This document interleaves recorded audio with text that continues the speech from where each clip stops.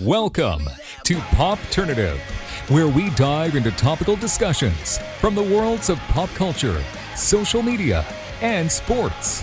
Here is your host, Peter Remoliotis, aka PD Beats.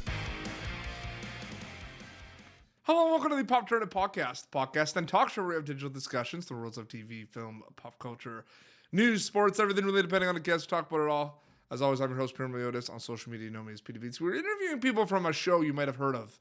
I'm not sure if you've heard of it. I've heard of it. Yeah, I'm not sure if they've heard of it. It's called Cobra Kai. Gianni DeCenzo, who plays Demetri, is back on with us for the third time. Johnny, welcome back to Popternative, man. Yeah, thank you so much for having me. I'm happy to be here. I feel like there's pressure now. I mean, like, we can count the Instagram Live as an episode. I mean, 3 times. Like, do I have to get you anything? Like, do you need a mug or something? You know, I feel like I should have, like, my own, mic at this point. I should be, like, a co-host. Honestly, I'm kind of offended that you haven't offered at this point.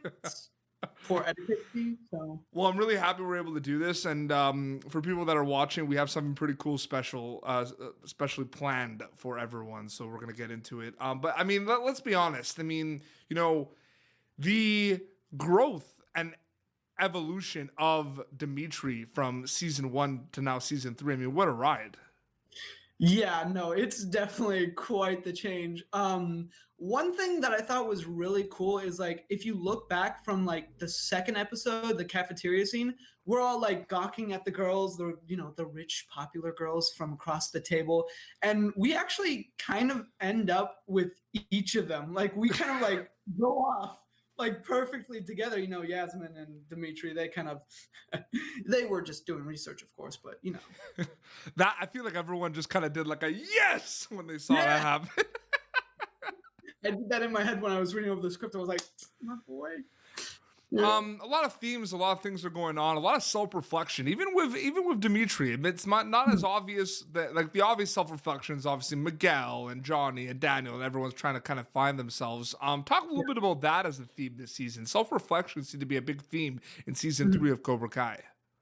Yeah, there's definitely a lot of, like, growth and just, like, looking back on the way things were in the past and kind of like, hey, maybe I can do better. Like, especially with Demetri, like, his sort of thing has just been, I lay low and wait for my time to shine. I'll do good on the SATs, get a good job, and then my, good success will get me a girl. But he's kind of saying, like, hey, man, maybe I don't have to necessarily play the super long game.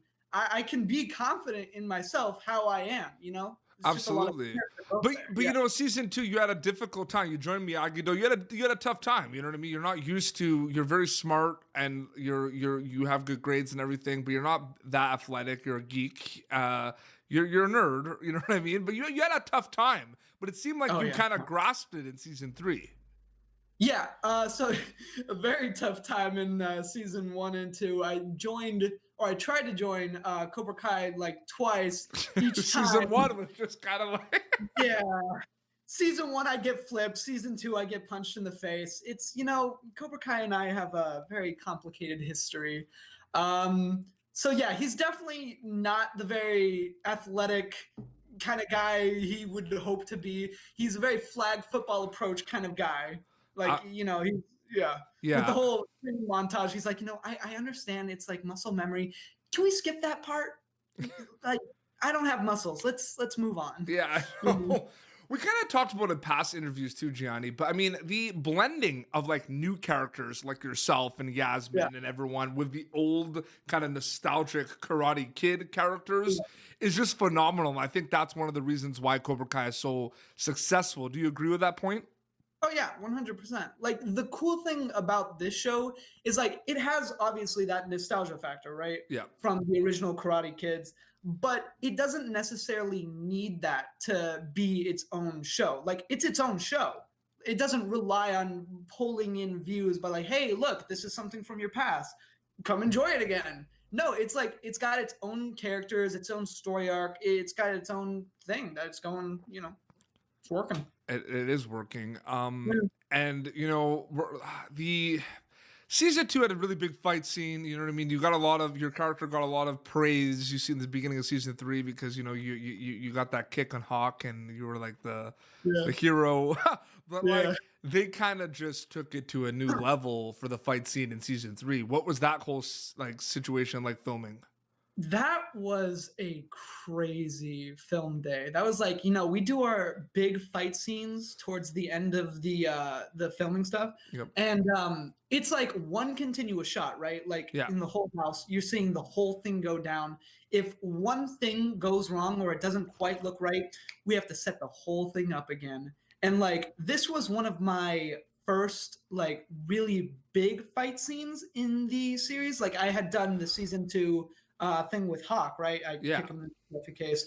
But, getting used to this whole bigger scale fight stuff like the other characters have to do, it was a little bit of a challenge because, we we do some training prior to the show. We do like, I would say 2 weeks of training.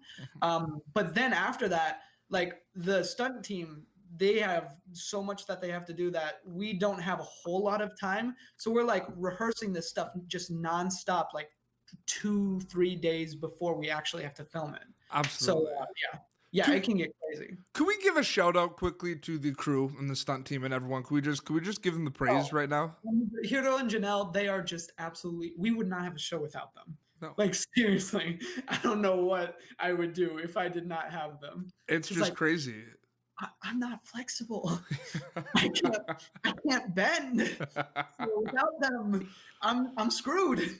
I know. It is crazy. Obviously, the fan reception has just been kind of nonstop. The theories and everything just kind of keep pouring in. Talk a little bit about like what you're kind of noticing about the Cobra Kai fan base when season 3 dropped, Gianni.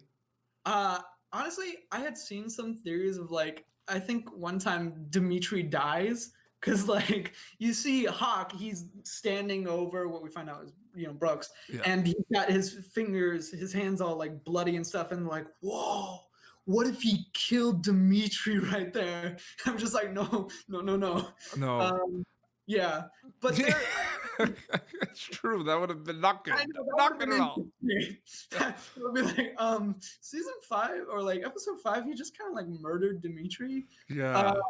But there were a lot of theories that I was seeing that were actually pretty accurate. I did an interview once. His name was David, and he had this theory that Demetri gets super cocky, right? And because of that, he kind of gets, into a little bit of trouble there with Hawk. And he just kind of speculates that in season 3, Demetri gets like badly hurt.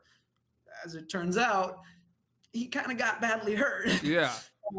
The most hurt that he had ever been hurt. Well, the trailer kind of shows, like, the trailer shows the soccer clip, right? Mm-hmm. And it doesn't really give you that much context, right? But, like, it just shows you kind of just take down Hawk, and there's kind of that, like, little bit of that, like, reversal feel, right? Yeah. Roll switch.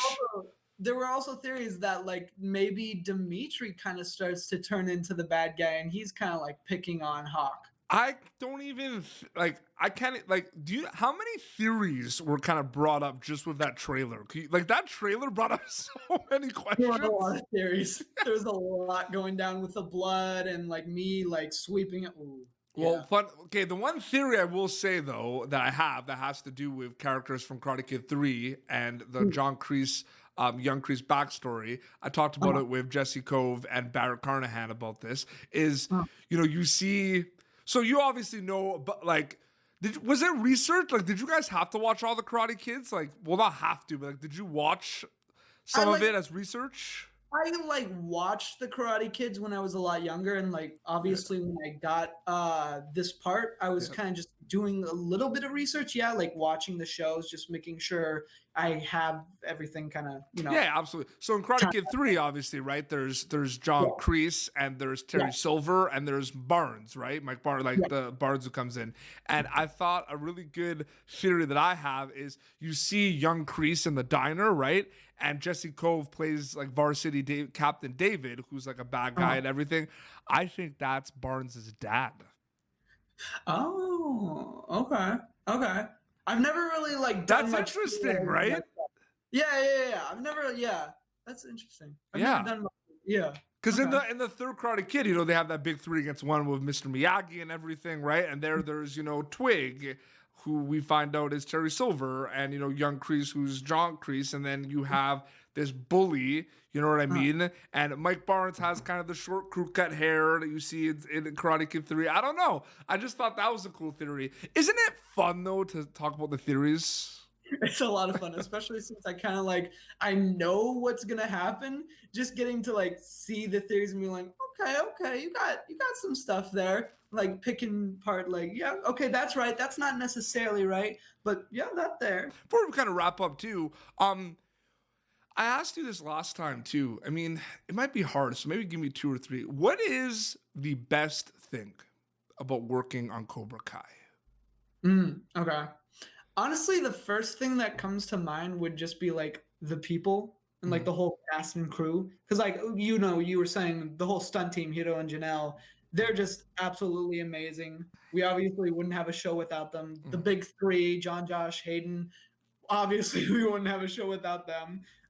They're just really good at, you know, taking one idea and kind of making it into its own thing. Like I was saying before, like it's not just relying on nostalgia to pull in views. It's its own show. And, you know, obviously the younger cast, they're all amazing to work with, except Show. He's, you know, the worst. I'm kidding. I love you, Show. But yeah, no, it's just the cast. They're amazing. Absolutely. No, this was great. Gianni, thank you so much for coming back on Popternative, man. Thank you so much for doing this three times now. Yeah, let's go forth. All right. So people can watch season 3 of Cobra Kai right now on Netflix. It's just like it hit so quick when it came out on New Year's Day, and like it just hit like right away. Yeah. My girlfriend, she binge watched it in like one night. Oh, my family, we watched it the whole day. Like we woke up and we started around 1 p.m. Eastern and we finished around 7 p.m. and 8 afterwards. Like, we watched it all in one sitting. All right, yeah. Watch it again. Well, I mean, it's kind of because they're half an hour, 35-minute episodes, right? So it's not it's not impossible to do in one sitting. You know what I mean? At all. You blow through it like crazy. You don't even realize that you're on like the 10th episode. Oh, absolutely. So where can people follow you on social media to keep up to date with everything? Yeah, you can just find me on Instagram, just at Gianni DeCenzo. Same for my TikTok. I'm not very good at TikTok. I think I posted once in the last like 2 months, but you know, follow me there. Yeah. Absolutely. Well, seriously, thank you so much for doing this, and congrats on the success of season 3, man. It's so awesome to see.